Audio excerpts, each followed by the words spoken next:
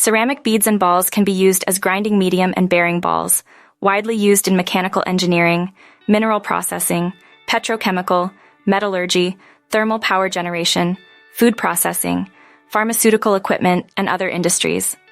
Alumina-ceramic balls excel in industrial material processing due to their high hardness and wear resistance.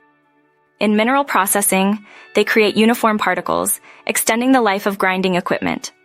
The coal power industry uses them to grind pulverized coal, reducing noise and operational costs.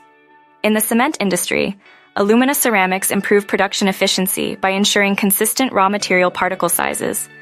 Their high temperature resistance also makes them ideal for metallurgical applications. Silicon nitride and zirconia beads are essential for ultrafine grinding applications.